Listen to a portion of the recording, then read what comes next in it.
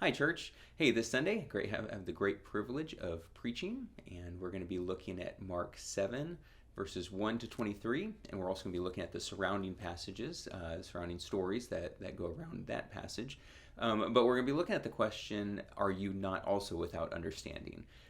Now, that's a question that Jesus asks of his disciples, and he asks that when he's debriefing with them after following a confrontation that he has with the Pharisees, where they ask Jesus some questions, and there's just some kind of heated discussion that comes out of that. And so Jesus is talking to his disciples afterwards.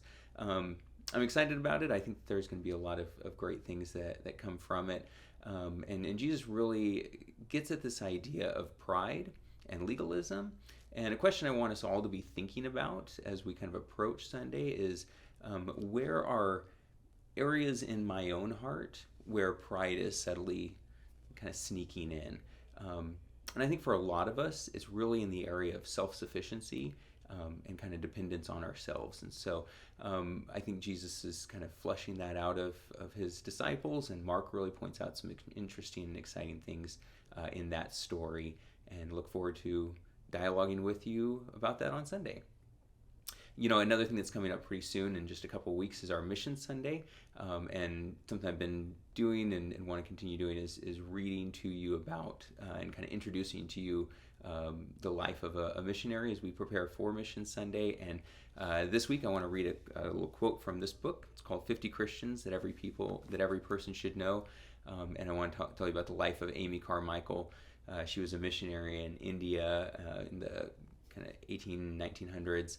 And really an incredible person. And this is something that was said about her in this book. It says, Amy Carmichael depended on God for day by day and hour by hour direction.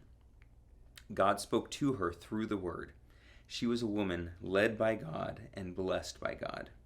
She exercised a simple-hearted faith in God, nurtured by a wholehearted love for God. And her father saw to it that she was cared for. You know, I think she was an incredible missionary who changed a lot of lives.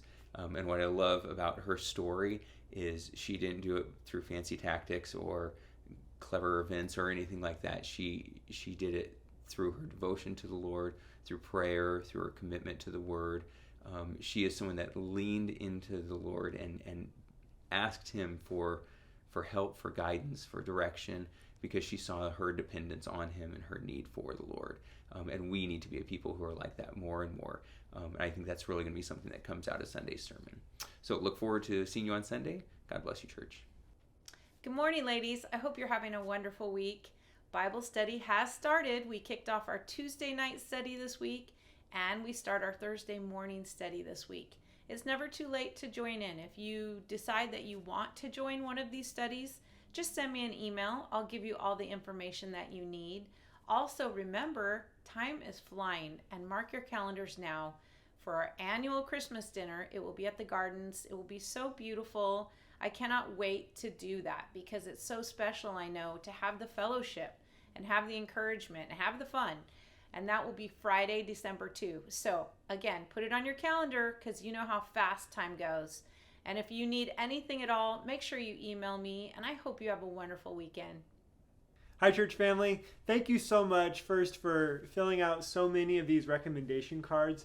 We still have a few more days left, and so if you want to fill it out for either elder or deacon and pray and reflect and recommend someone for nomination to be a man of God who's going to fill these roles, please do that by September 30th. And so you can either drop it in the offering box on Sundays at Divisadero, or you come by the office and drop it off there. But they are due by September 30th.